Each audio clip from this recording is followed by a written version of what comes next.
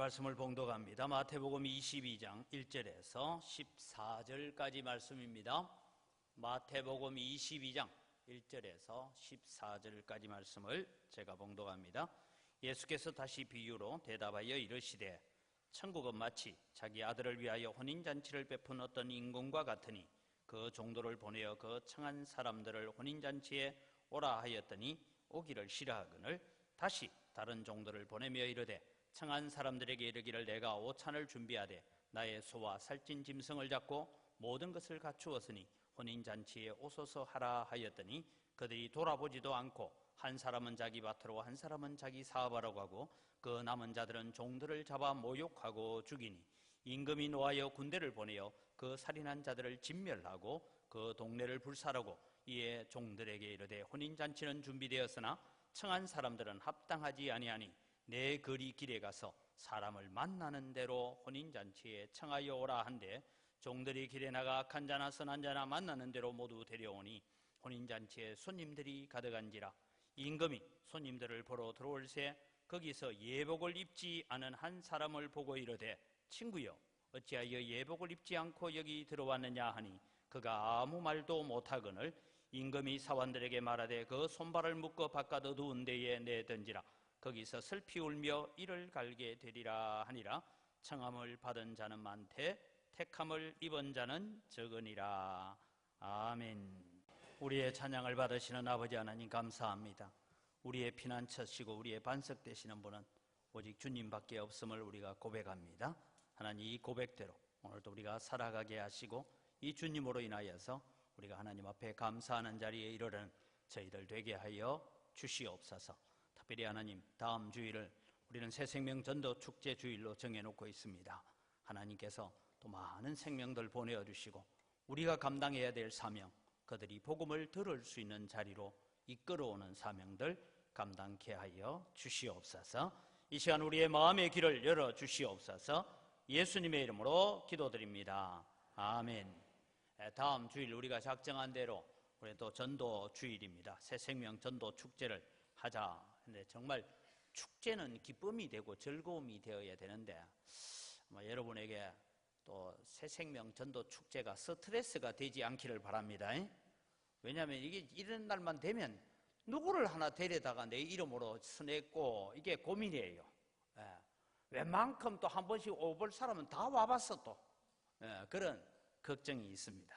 그런데 여러분 교회의 설립 목적, 교회를 세우신 하나님의 계획, 하나님의 목적이 무엇이냐 했을 때에 많은 영혼을 불러서 구원하는 것이 교회의 설립 목적인 줄 믿으시기 바랍니다. 그렇다면 여러분 하나님께서 좀 더 많은 영혼을 구원하기 위해서 이 눈문동 땅에 72년 전에 영광교회를 세우시고 또 영광교회를 통해 많은 교회를 분립 개척할 수 있도록 역사하신 줄 믿습니다. 그래서 여러분 저는 항상 전도, 선교 이런 말을 들을 때에 우리가 스트레스로 들을 것이 아니고 무슨 마음으로 들으냐? 빚진 자의 마음으로 들으시기를 바랍니다. 나는 빚을 졌다. 왜? 내가 예수 믿게 되기까지 얼마나 많은 사람들의 희생이 있었고 얼마나 많은 사람들의 눈물이 있었고 얼마나 많은 분들의 순교가 있어서 오늘 우리에게 이 복음이 들려지게 되었을까 하는 것을 생각해 보면 우리는 빚진 자의 마음을 가져야 됩니다. 여러분 이런 믿음이 전해지긴 하는데 지금 현재 전 세계의 기독교인이라고 말하는 사람들을 대략 인구를 계산해 보면 한 25억으로 봅니다. 전체 여러분 이제 뭐 72억 정도 된다 하는데 그 중에 한 25억이 자기가 예수 믿는다라고 말하는 사람들이라고 얘기해요.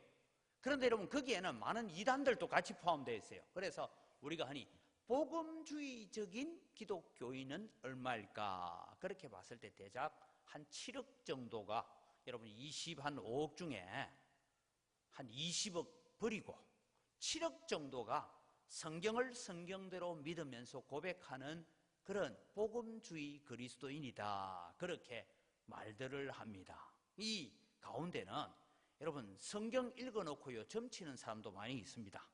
그래서 그런 부분을 빼고 그렇다는 거죠.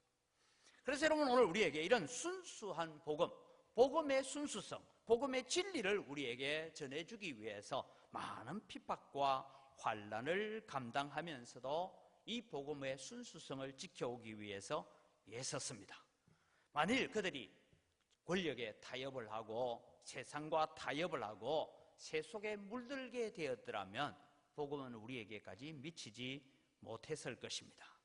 여러분, 요즘은 우리가 다른 민족, 다른 언어로 전도를 한다는 것이 참 쉬워졌어요. 왜냐하면 SNS를 통해서, 요즘은 동영상을 통해서, 그래서 때로는 선교사가 가지 못하는 지역에는 어떻게 하냐, 그 나라 말로 동영상을 만들고 예수님의 생애에 대한 영상을 만들어서 보냅니다. 그러면 그 안에 있는 사람이 한 사람이 받아서 옆 사람에게 우리 카톡 보내듯이 그렇게 보내서 선교가 이루어지기도 하고 있습니다. 그런데 여러분, 사실 이 대한민국에 복음이 들어올 때가 언제였느냐 하고 역사를 조사해 보면 우리 대한민국에 복음이 들어온 것은 대략 임진왜란 때에 처음 복음이라는 것이 들어왔다라고 보여집니다. 근데 그 전에도 들어왔어요. 왜냐하면 통일신라 시대에도 이미 돌로 만든 십자가 같은 게 있었던 것을 보면 그때 문화는 들어왔는데 복음이 글로 문헌적으로 들어온 것은 없다라고 보여집니다. 근데 임진왜란 때 여러분, 일본 장수를 따라왔던 천주교 신부가 있었어요.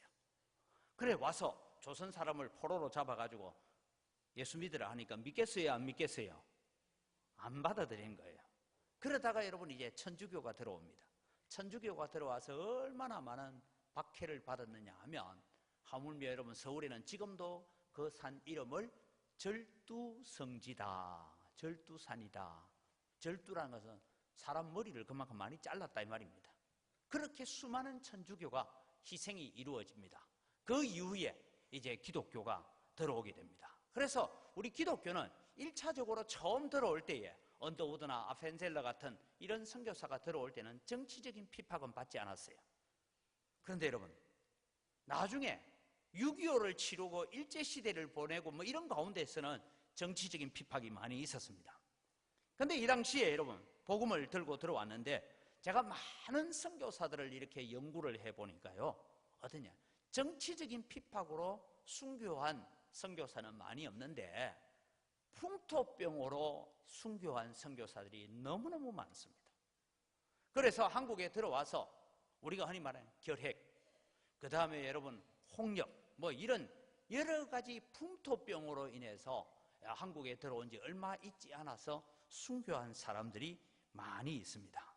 남편을, 아내를, 자녀를 먼저 천국으로 보내면서도 끝까지 조선의 영혼들을 사랑했던 사람들이 많이 있었습니다. 그 중에 제가 오늘 하나 소개하면, 제가 이 책을 한 권 들고 나왔는데 이 책은 조선회상이라는 책입니다.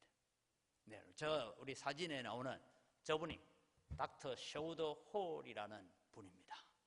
저분의 아버지가 먼저 한국의 선교사로 자기 어머니 로제타 홀과 함께 들어옵니다.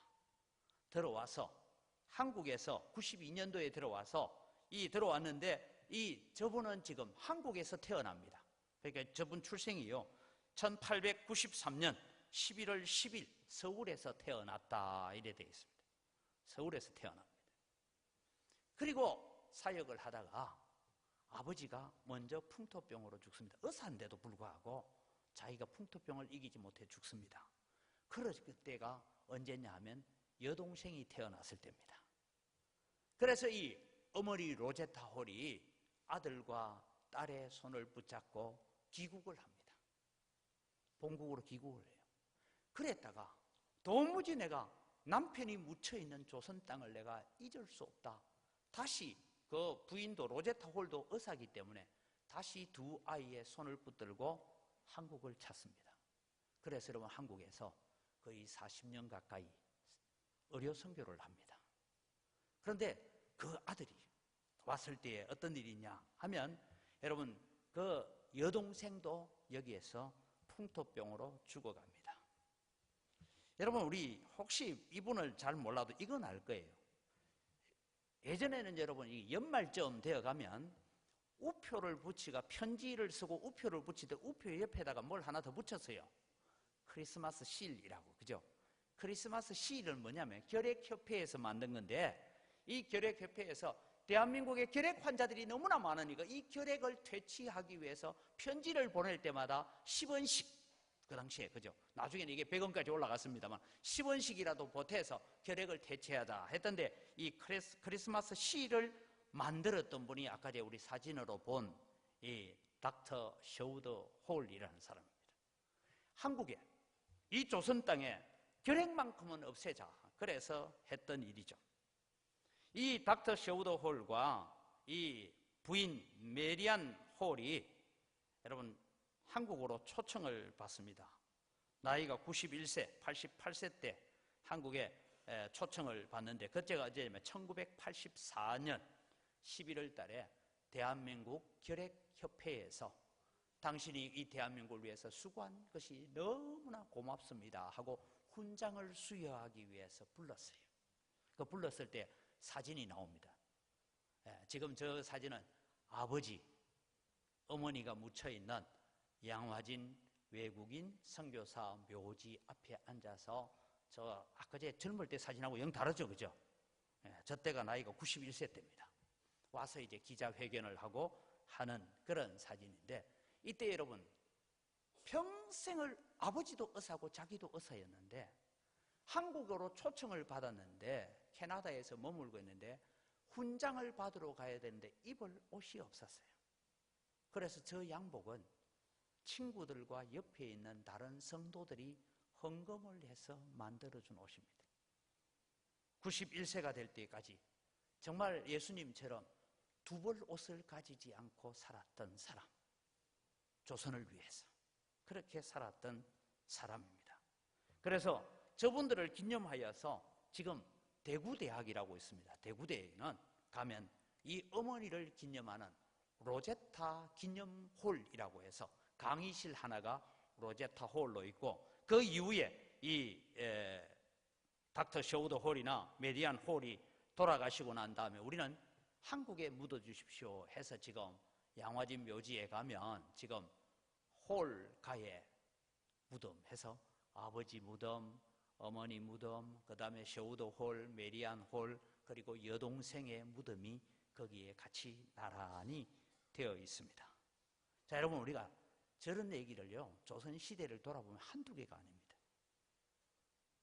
그런 것을 보면 우리는 정말 많은 빚을 진 자다라는 마음으로 여러분 선교와 전도를 생각하는 여러분 되시기를 바랍니다.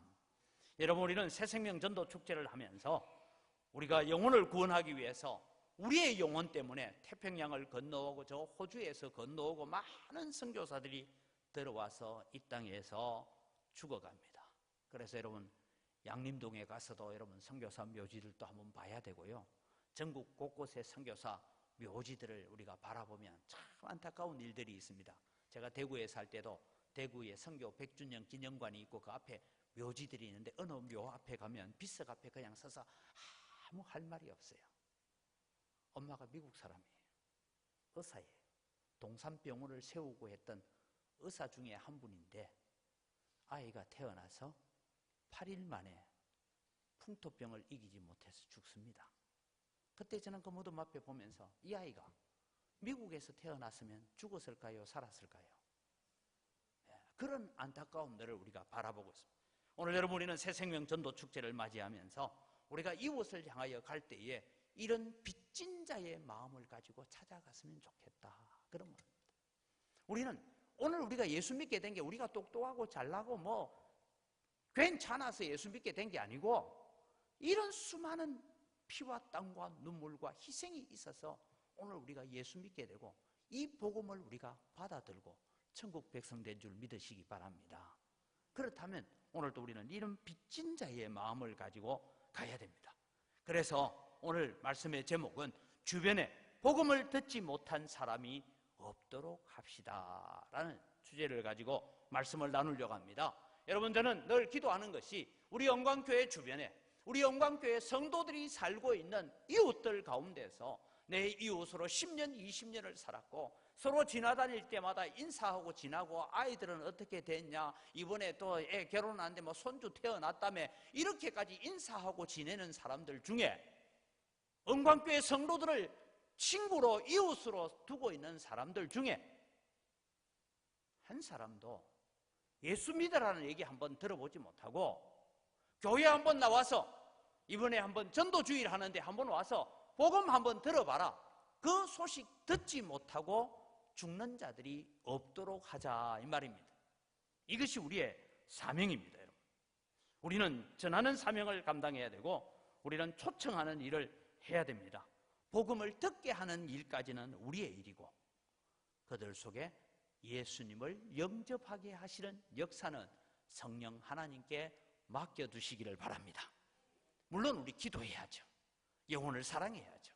그래서 우리는 이 일을 감당해 가야 됩니다. 이번 한 주간 우리가 특별 새벽 기도를 하고 하면서 가져야 될 것 중에 몇 가지를 생각합니다. 주변에 복음을 듣지 못한 사람이 없도록 합시다. 그 가운데 우리가 첫 번째 기억해야 될 것은 거절을 두려워하지 맙시다라는 얘기입니다. 3절에서 5절 사이의 말씀을 읽어보면 이 임금이 잔치를, 아들 결혼식을 하기 위해서 아들 장가를 보내는 잔치를 준비해 놓고 이미 2달 전에, 3달 전에 청첩장 다 보냈어요. 아무 날 아무 시에 우리 아들이 장가를 갑니다. 그러니까 오셔서 함께 잔치에 참여하십시오 하고 청첩장을 다 보냈습니다. 그리고 그날이 되었어요. 그래서 혹시나 해서 이 주인이, 임금님께서 아침 일찍 새벽처럼 깨워서 종들에게, 지금 우리가 초청장 보내는 사람들, 저 마을에 가면 어느 유지가 있고 어느 동네에 가면 어느 어른이 있고 그분들 너희들이 알지 않느냐, 다 초청해 오느라 라고 그렇게 보냈습니다. 근데 여러분, 왔습니까 안 왔습니까? 사람들이 안 왔어요. 오지를 않았어요. 하물며 어떤 사람들은 종들을 잡아서 욕하고 죽이기까지 했다, 그렇게 말하고 있죠. 오늘 여러분, 우리는 이 본문에서 우리가 꼭 기억해야 됩니다. 많은 사람들은 복음을 전하고 천국 잔치를 열어놓고 교회 오라고 해도 이런 이유 저런 이유, 이 핑계 저 핑계를 대는 사람들이 많이 있습니다. 10월 14일 날 꼭 오기로 약속해놨다가 또 도망간다고 가는 사람들이 있어요. 그날 없는 친척 잔치집도 만들어가 가고, 그죠? 없는 뭐 계모임도 만들어가 내 그날 못 간다, 뭐 이런 사람도 있을 거예요. 그러나 여러분, 오늘 우리는 거절을 두려워하지 말고 전하는 자들이 되기를 바랍니다. 여러분, 우리가 전도를 할 때 전도에 대해서 오해를 하고 있다라고 지난주에 제가 그런 말씀드려요. 전도에 대한 오해 중에 가장 큰 오해는 뭐냐 하면, 내가 가서 저 사람을 예수 믿게 만들어야 되겠다라는 것은 오해고 착각입니다. 그건 내가 할 일 아니에요. 내가 가서 예수님의 십자가의 복음을 전하는 것까지는 내가 할 일이고, 믿게 하시는 것은 성령께서 그 마음을 움직여 달라고 기도하는 여러분 되시기를 바랍니다. 근데 우리는 내가 믿게 해야 되겠다라고 생각을 하니까 우리가 때로는 좌절하고 낙심하고 실패했다라고 생각하는 것입니다. 오늘 여러분, 이 임금의 종들이 저 임동에 가서 동장님 초청하고 누문동에 와서 동장님 초청하고 이렇게 할 때에 가서 아예 나 일 바빠서 못 가네 그런다고 그 다음 집에 갔겠어요, 안 갔겠어요? 다 갔어요. 거절한다고 해서 하는 것이 아니라 나는 소식을 전하는 일만 감당하고 있는 것이 종의 할 일인 것입니다. 그래서 여러분, 우리는 내가 예수 믿게 만드는 것이 아닙니다. 나는 복음을 전하는 것입니다. 소식을 전하는 것입니다. 이것이 우리의 사명입니다. 이 사명을 여러분 가지시기를 바랍니다. 그래서 우리는 거절을 두려워하지 않고 우리는 복음을 전하는 자가 되어야 됩니다. 두 번째는 여러분, 핍박을 두려워하지 마시기 바랍니다. 여러분, 우리에게 복음이 전달되기까지는 많은 핍박이 있었습니다. 수많은 사람들이 복음 때문에 순교를 당했습니다.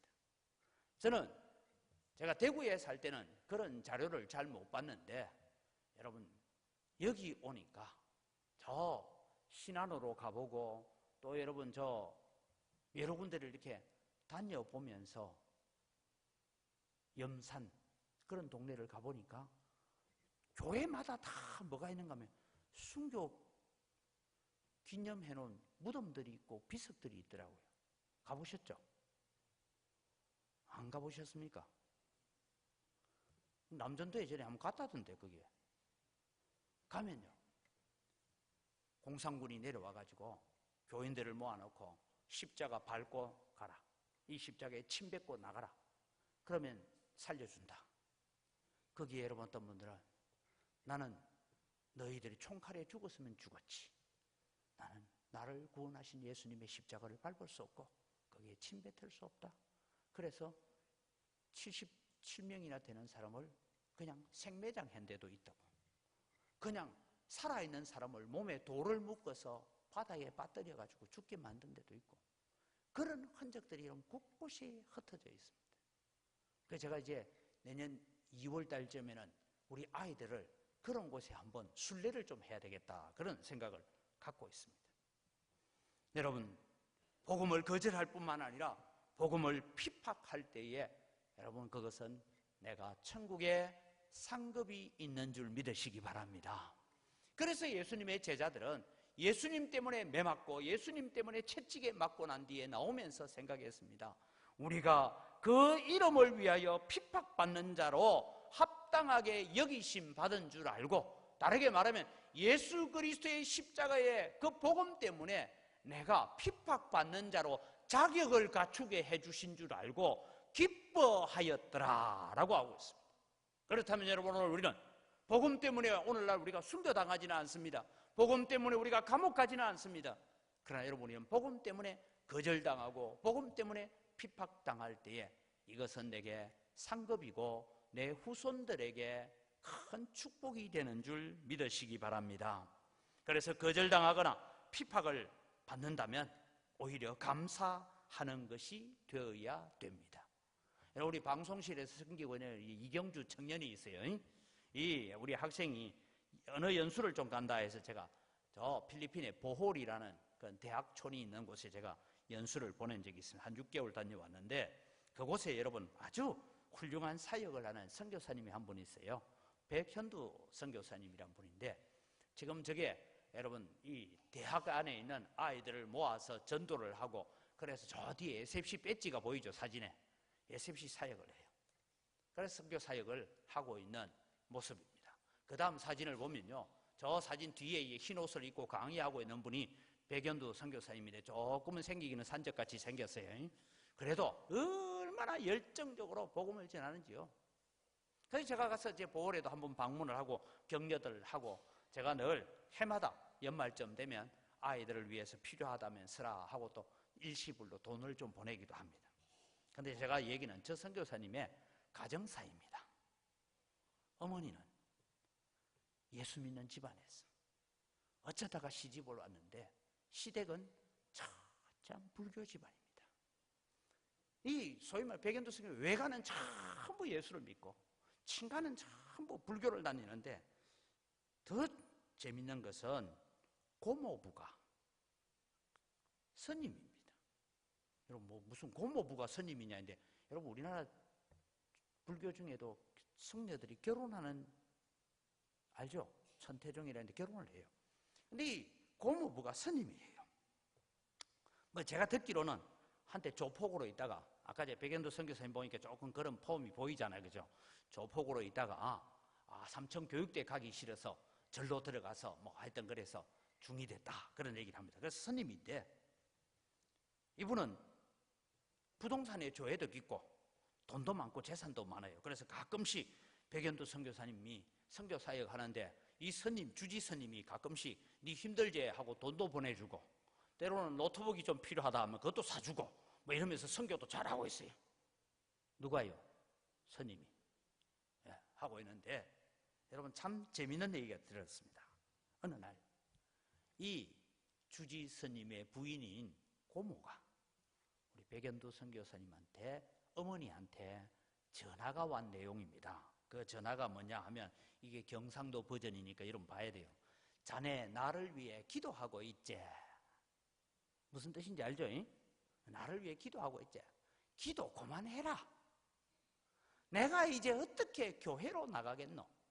왜? 내가 누구예요 지금? 자기가 주지 스님 아내가 돼가지고 내가 어떻게 교회로 나가겠노? 이랬더니 백선교사님 어머니가 물었대. 형님 왜 그러세요? 무슨 일 있어요? 이러니까 내가 간밤에 꿈을 꾸었는데 자네가 내 절마당에다가 예배당을 잘 지어놓고 형님 이제 됐습니다. 그만하고 이리로 들어오이소. 이리로 들어오이소. 그러고 있다 아이가. 여러분, 저도 백연도 선교사님 어머니를 만났어요. 이분이 얘기가 무슨 얘기를 아직 이분이 예수 믿으러 돌아온 건 아니에요. 그런데 자꾸 기도하고 있으니까 내 절마당에다가 예배당 지어놓고 형님 이제 됐습니다. 그만하고 이리로 들어오이소. 이리로 들어오이소. 그럼 여러분 기도를 계속 해야 될까 말아야 될까? 해야죠. 네. 어머니가 얘기한 거야. 내가 평소에는 그냥 기도할 때 안타깝기는 하고 그래서 하나님 우리 저씨 우리 아이 고모부가 지금 치르고 있는데 하나님 예수 믿게 해달라고 기도하지만 막 기도를 그렇게 간절하지는 않았대요. 그런데 그 얘기 딱 듣는 순간 야, 이 기도를 좀 더 세게 해야 되겠구나. 이 기도를 좀 더 해야 되겠구나.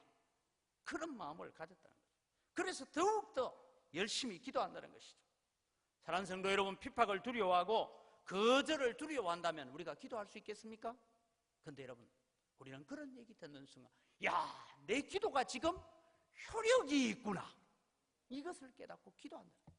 여러분, 우리 전도주의를 앞두고 우리가 한 주간 동안 특별 새벽 기도할 때에 우리 마음속에 안타까운 사람들 있잖아요. 이웃일 수도 있고 가족일 수도 있고 자녀일 수도 있고 내 형제일 수도 있고 그런 마음을 가지고 우리가 기도할 때에 나를 위해서 기도 그만해라 좀 이런 얘기를 들을 수 있기를 바랍니다. 또 그만해라 한다고 또 그만해버리면 안 되고 그만해라 할 때 야, 내 기도가 효력이 있구나. 그러고 더 열심히 기도해야 된다는 것이죠. 이게 여러분 오늘 우리가 감당해야 될 영적 싸움인 줄 믿으시기 바랍니다. 이게 우리가 감당해야 돼요.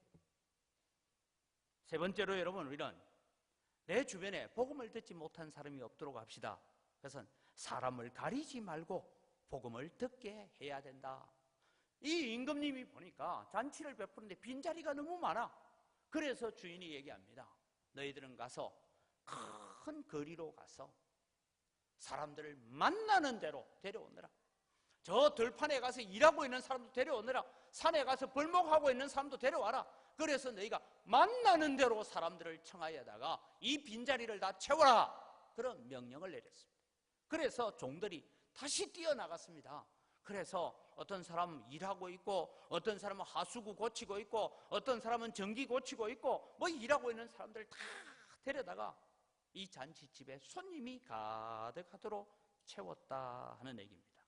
여러분, 종들이 할 일이 뭡니까? 채우는 일만 하면 돼요. 그 다음 일은 주인이 하실 일이에요. 다시 말씀드립니다. 우리가 착각하고 사는 전도에 대해서 착각하고 사는 것 중에 첫 번째가 뭐라고요? 내가 그 사람 예수 믿게 해야 된다라는 생각인데 그것은 내가 할 일이 아니고 기도하는 거예요. 우리가 기도하다 보면 어떤 일이 일어날지 몰라도 안 믿는 우리 가족들 가운데 친척들 가운데서 우리 집 마당에다가 예배당을 아름답게 지어놓고 그만하고 이리로 들어오이소 들어오이소 그런 꿈이라도 안 되겠습니까? 그런 역사가 일어날 것입니다. 그런데 여러분 우리는 두 번째 전도의 착각이 뭐냐면 저 사람은 내 말 잘 들어주니까 내하고 평소에 친하니까 저 사람은 내가 봐도 전도하면 잘 믿을 것 같다 그런 생각 전도하니까 돼요 안 돼요? 잘 안 됩니다. 여러분. 그런데 예수님 말만 하면 내 앞에서는 교회 얘기하지 마라. 내 앞에서는 예수 얘기 예자도 꺼내지 마라. 그러면 너 나하고 절교한다. 이런 사람들이 오히려 여러분 예수 믿게 될 확률이 많습니다. 왜냐하면 핍박하고 반대하던 사람이 예수를 믿으면 인생이 달라져요. 여러분 우리는 바울 사도를 잘 알지 않습니까? 스데반을 죽이는 일에 앞장섰던 바울이 예수 믿게 되니까 오히려 자기가 순교하는 자리까지 나아가지 않습니다. 전에도 제가 한번 말씀드렸죠. 제가 인도네시아에 있을 때 저보다 한 2년 늦게 공부를 하러 들어온 선교사님 한 가정이 있었습니다. 순복음 중앙교회에서 보낸 선교사님이에요. 이 선교사님이 언어훈련을 한참 한 1년쯤 하다가 어떤 마음이 들었냐면 옆에 교회 다니다가 낙심하고 안 나가고 있는 사람들이 많아요. 가나안 성도, 안 나가 성도예요. 이 가나안 성도들이 많은 거예요. 그래서 왜 교회 안 나가냐면 뭐 목사님 때문에 상처받고 장로님 때문에 상처받고 이래서 그런 사람들을 모아가지고 교회를 개척했어요. 원래 이분은 복음을 들고 다른 곳으로 가야 되는 신학교의 강사로 가기로 돼 있는데 언어훈련을 하다가 교회를 개척하고 그리고 본국에다가 연락해서 내가 교회를 이 교회를 계속해야 되겠습니다 하고 마을에 교회를 개척합니다. 교회를 개척하니까 여러분 어떤 일이 있었냐? 2층 집을 빌려서 2층을 예배당으로 이렇게 쓰고 있는데요. 어느 날 아침에 가니까 사람 머리보다 큰 돌이 2층 유리창을 뚫고 안에 들어와 있더래요. 누가 그랬냐? 보니까 그 동네에 살고 있는 극렬한 이슬람 청년회의 회장이라는 사람이 우리 동네에 교회는 안 된다. 그래서 만날 때마다 당신 죽일 수도 있다. 그렇게 위협하던 사람이 한 사람이 있었어요. 이 사람이 어느 날 밤에 잠을 자는데 자기도 모르는 어떤 사람이 나타나서 너 지금 빨리 가서 그 정선교사한테 찾아가지 않으면 너 죽는다. 그 얘기를 3일 동안 똑같은 꿈을 꾸대요. 그래서 이분이 와서 목사님 앞에 무릎 꿇고 세례를 받고 신학교를 가서 지금 목사가 되어 있습니다. 여러분 누가? 오늘 우리는 사람을 가리지 말고 전도합시다. 사람을 가리지 말고 내가 보니까 저 사람 될 것 같고 내가 보니까 저 사람 안 될 것 같고 우리가 판단하지 말고 만나는 대로 강권하여 데려다가 복음을 듣게 하는 일을 감당하는 여러분 되기를 바랍니다. 그래서 복음의 능력은 그렇게 나타나는 것입니다. 네 번째로 여러분 우리 주변에 복음을 듣지 못한 사람이 없도록 합시다라는 것에는 청함을 받는다는 것과 택함을 받는다는 것은 다르다라는 것을 기억을 하십시오. 오늘 본문에는 초청받아 잔치집에 왔습니다. 이 잔치집에는 원래 그 잔치의 초청장을 받, 쉽게 말하면 우리가 이 청첩장을 받지 못한 사람들이 그 사람들은 안 오니까 원래 결혼식에 청첩장을 받지 못한 사람들 중에 오는데 어떤 사람은 우리 여기로 따지면 양동시장에서 막 지금 막 생선 배 따고 있다가 갑자기 막 오라고 얘기하니까 그냥 대충 덮어놓고 온 사람도 있어요. 어떤 사람은 김치 담그다가 앞에는 지금 막 양념이 막 묻어 있는 상태에서 온 사람도 있어요. 어떤 사람은 밭에 일을 하다가 보니까 온몸에 지금 막 옷에 흙이 묻어 있는데 오라 하니까 그냥 이거를 좀 씻고 가야 돼. 그냥 오라고. 그래서 여러분 손님들이 왔어요. 왔는데 잔치집에 들어오는데 문 앞에서 다 우리 찬양대 가운 같은 저런 옷을 내어주는 거예요. 예. 옷이 더럽다고 걱정하지 마십시오. 당신 옷에 무엇이 묻었다고 걱정하지 마십시오. 이 옷을 입고 들어가면 됩니다 하고 잔치에 예복을 준비해 놓고 있더라 이 말씀입니다. 이것은 여러분 오늘 우리에게 영적인 의미로 생각한다면 누구든지 나와서 복음을 듣고 예수 그리스도의 보혈로 옷 입는 역사가 일어나야 구원을 받는 줄 믿으시기 바랍니다. 여러분이 예수 그리스도의 보혈로 옷 입혀지는 역사는 우리가 할 수 있는 게 아니에요. 나는 데려다가 뭐 합니까? 이 예복 입어라. 그 예복을 내어줄 뿐이에요. 복음을 전할 뿐이에요. 그런데 여러분 오늘 본문에는 이 예복을 안 입은 사람이 있대요. 왜 안 입었는지는 성경에 적고 있지 않습니다.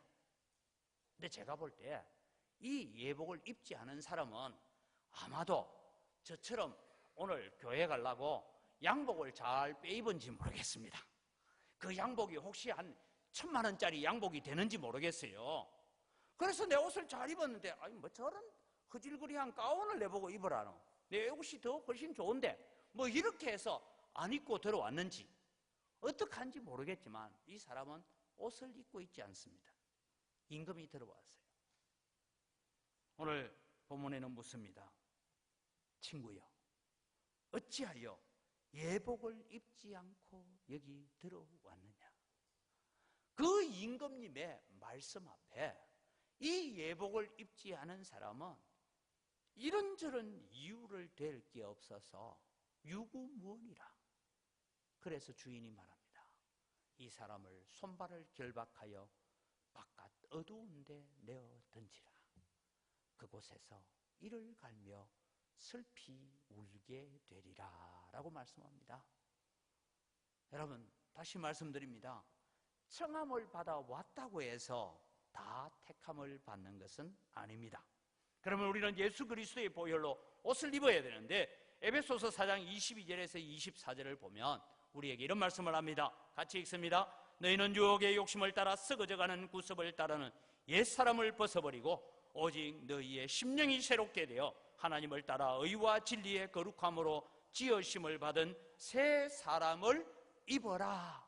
이 말은 예수 그리스도의 보혈로 씻겨진 새로운 세마포, 새 옷을 입어라, 그 말씀을 하고 있는 것입니다. 고린도후서 5장 17절에는 계속해서 이런 말씀을 합니다. 같이 읽습니다. 그런즉 누구든지 그리스도 안에 있으면 새로운 피조물이라. 이전 것은 지나갔으니 보라 새 것이 되었다. 이전 것은 지나갔다 이 말은 벗어버렸다 이 말입니다. 그리고 새 것이 됐다, 새 옷을 입었다, 그런 얘기를 하고 있는 것입니다. 사랑하는 성도 여러분, 저는 늘 설교를 하지만 바울 사도가 고백했던 그 고백을 늘 조심스럽게 생각합니다. 내가 다른 사람에게는 복음을 전하고 난 다음에 혹 나는 버림을 당할까 하여 두려워하노라 라고 했어요. 여러분, 목사 되면 다 천국 갑니까? 저는 목사 중에도 천국 못 갈 목사가 많이 있다 생각합니다. 왠지 압니까? 예수님을 안 믿고도 목사 할 수 있습니다. 얼마든지 할 수 있어요. 장로님 되면 다 천국 갑니까? 안수집사 되면 다 천국 갑니까? 교회 권사 되면 다 천국 가겠어요? 교회의 직분이 결코 천국으로 들어가는 무임승차권을 주는 것은 아닙니다. 누구든지 예수 그리스도의 보혈로 새 옷을 입지 않으면 아무도 잔치 자리에 남아 있을 수 없습니다. 쫓겨납니다. 그래서 여러분, 우리는 주님, 나 같은 죄인이 예수 그리스도의 십자가의 보혈을 의지하여 이곳에 있는 것이 감사고 이것에 있는 것이 은혜입니다라고 고백하는 여러분 되시기를 바랍니다. 이런 고백들을 날마다 가져야 돼요. 그런데 여러분, 오늘 우리는 전도주의를 앞두고 제가 말씀드립니다. 하나님께서 딱 우리가 어떤 사람을 딱 보고 저 사람 전도해야 되겠다 딱 하면 이마에다가 선택 딱 글자가 떠오르고, 어떤 사람 딱 보니까 곱하기가 딱 떠오르면 야, 동그라미 친한 사람만 전도하면 될 거 아닙니까? 그런데 여러분, 주님은 그거 해놨어요? 안 해놨어요? 안 해놨어요. 왜? 너희들이 판단하지 말고 강권하여 데려다가 내 집을 채우는 일은 너가 해라. 그 다음은 내가 알아서 할게. 이게 주님의 뜻입니다, 여러분. 그래서 우리는 다음 주일날 어떻게든 와서 복음을 듣게 만들어야 돼요. 제가 말씀드립니다. 어떻게든 저도 여러분 전도 설교를 하려니까요 힘들어요. 그래서 어떻게든 이 초청되어 온 사람들에게 예수 믿는 것이 무엇인지, 왜 예수가 믿어야 되는지, 예수 믿게 되면 무엇이 바뀌어지고 달라지는지 그것을 좀 설명하고 하려고 지금 준비를 하고 있습니다. 그래서 여러분 기도가 필요해요. 하나님, 우리 목사님 처음 예수님에 대해서 들어보는 사람들에게 귀가 솔깃하도록 잘 설명할 수 있는 지혜와 능력을, 성령의 능력을 부어달라고 기도하셔야 되고, 또 하나는 하나님, 내가 억지로라도 손을 붙잡고 여기에 데려다 난 이 심령에 주의 성령이 역사하셔서 그 마음을 어루만져 주옵소서라고 기도하시기 바랍니다. 이 두 개가 합작이 되어질 때 무슨 일이 일어납니까? 성령의 역사가 일어나는 줄 믿습니다. 이 일을 우리가 감당하라는 거예요. 우리는 누가 택함을 받았는지 잘 모릅니다. 그래서 모든 사람에게 복음을 전해야 됩니다. 모든 인류는 하나님의 사랑을 받아야 되고 모든 인류는 하나님의 형상으로 지음받았습니다. 우리가 선택하지 맙시다. 누가 예복을 입을지 안 입을지는 나는 잘 몰라요. 그러나 우리는 최소한 잔치집 문 앞에까지 데리고 들어와서 잔치집에 들어오게 하는 일은 우리가 해야 될 일이다 이 말입니다. 여러분, 다시 제가 말씀드립니다. 우리가 예배한다는 것이, 교회를 섬긴다는 것이, 나는 주일 예배 한 번도 안 빠진다는 것이 자기 공로가 되어지는 자는 천국 못 갑니다. 분명히 말씀드립니다. 그것이 자기 공로 삼는 자는 천국 못 갑니다. 누가 천국 갈 수 있느냐? 예수님. 나 같은 사람 구원하셔서 오늘 이 예배의 자리에 오게 해주시니 감사합니다. 나 같은 인간도 예수 믿고 하나님 자녀 되게 해주시니 감사합니다. 그 고백을 가지는 자들이 천국 가는 거예요. 그 고백이 바로 예복을 입는 거예요. 이 고백들이 여러분의 입술에도 일어나고 여러분이 전도해온 사람들에게도 동일한 고백들이 일어나기를 바랍니다. 이제 여러분, 중요한 것은 내 가족 중에, 내 친척 중에, 혹 내 자녀 중에, 내 부모님 중에, 혹은 내 오랜 친구 중에, 내 오랜 이웃 중에서 날마다 세상 살아가는 인사는 잘 하고 살면서 영적인 인사를 한 번도 하지 않아서 내 입을 통하여 예수 믿으라는 소리 한번 들어보지 못하고 지옥 가는 사람이 없도록 해야 될 사명이 오늘 우리에게 있는 줄 믿으시기 바랍니다. 다시 말씀드립니다. 예복을 입지 않아서 쫓겨나는 사람, 그 사람은 할 말이 없잖아요. 그런데 여러분, 잔치집에 초청까지도 되지 못해서 쫓겨나야 되면 무슨 얘기 한다고요? 우리 옆집에 내가요 아파트 1003호에 살았는데 날마다 문만 열면 보이는 1004호에 살면서 저그 집은 만날 천사라고 그렇게 자랑하던 정광교회 아무개 권사가 있고 아무개 집사가 우리 옆집에 살았는데 나보고 한 번도 예수 믿으라고 말한 적 없어요. 나 혼자 지옥 가는 거 억울한 게네. 그 인간도 같이 나로 묶어서 지옥에 떨어뜨려 주시기 바랍니다. 이게 여러분 불신자들이 항의할 수 있는 얘기잖아요. 이 일이 없도록 하자. 그래서 우리가 전도주의를 하는 겁니다. 이게 우리의 사명입니다. 그래서 여러분 에스겔 33장 1절에서 9절까지 말씀인데 좀 길지만 같이 읽어갑니다. 여호와의 말씀이 내게 임하여 이르시되 인자야 너는 내 민족에게 말하여 이르라.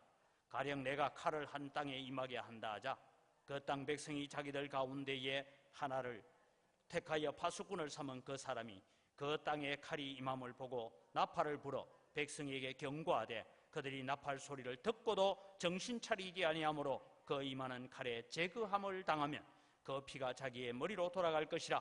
그가 경고를 받았던들 자기 생명을 보존하였을 것이나 나팔 소리를 듣고도 경고를 받지 아니하였으니 그 피가 자기에게로 돌아가리라.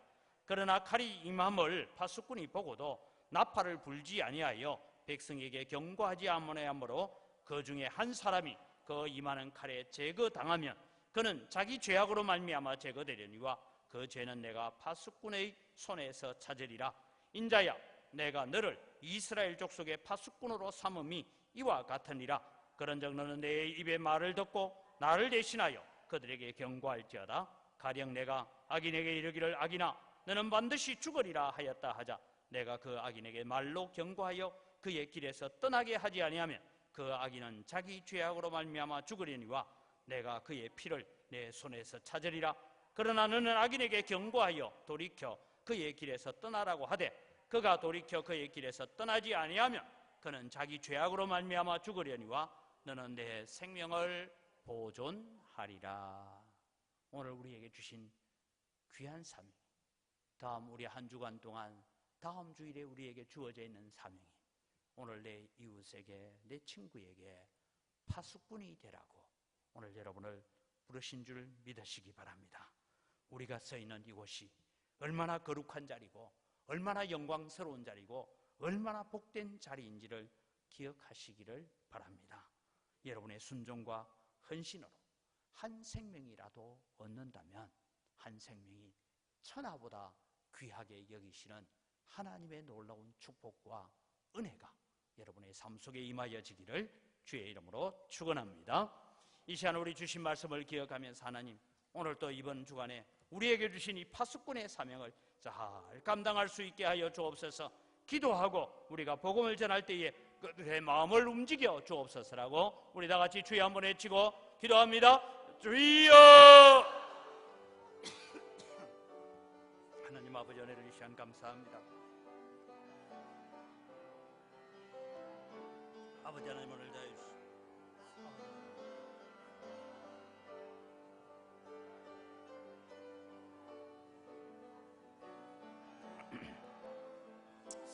하나님 오셔서 역사하여 주시고, 아버지 하나님 오늘 주신 저희들에게 이 빚진 자의 사명을 잘 감당해낼 수 있도록 도와주시옵소서. 참 좋으신 아버지 하나님 감사합니다. 우리는 이 세상에 정말 복음의 빚을 지고 사는 자들입니다. 우리에게 복음이 전파되기까지 얼마나 많은 자들의 희생과 수고와 눈물과 순교가 있었는지를 기억하면서 오늘 또 우리가 빚진 자의 마음을 가지고 나아가서 복음을 전하고 강권하여 데려다가 아버지의 집을 채울 수 있는 저희들 되게 하여 주시옵소서. 그가 예복을 입을는지 안 입을는지는 우리는 알지 못합니다. 그러나 우리는 데려다가 복음을 듣게 하는 일들 우리가 감당하게 하시고, 어떠하든 주변에서 복음을 듣지 못한 채로 지옥 가는 사람 한 사람도 없도록 만드는 일을 우리가 잘 감당케 하여 주시옵소서. 한 주간 동안 우리가 어떤 심령들을 두고 기도할 때에 그 심령에 놀라운 역사가 일어나게 하시고 믿음의 역사가 일어나게 하여 주시옵소서. 우리가 순종할 때에 하나님께서 베푸시는 놀라운 능력들 나타나게 하여 주시옵소서. 감사합니다. 예수님의 이름으로 기도드립니다.